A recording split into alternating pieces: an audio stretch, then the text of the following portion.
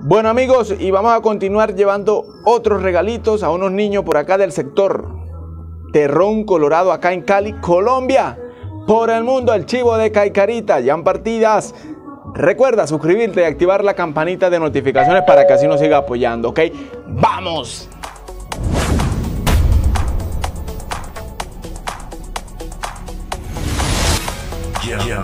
Partidas.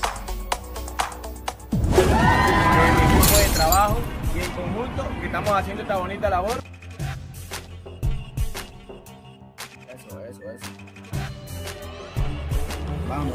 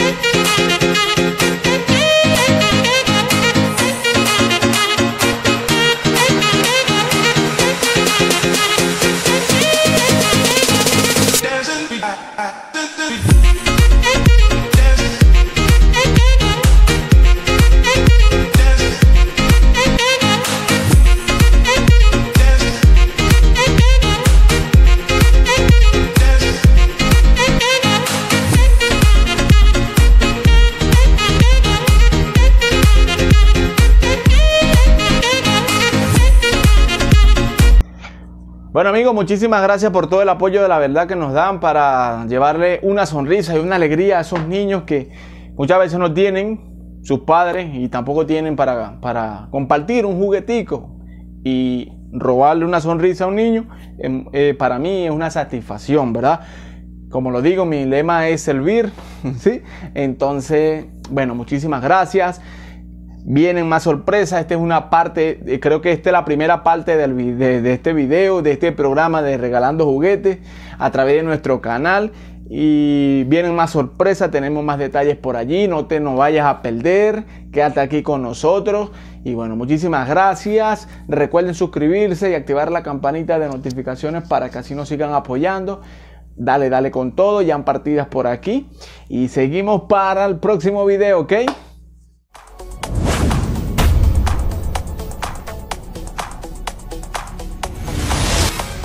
Ya partidas. El equipo de trabajo y en conjunto que estamos haciendo esta bonita labor. Eso. Vamos.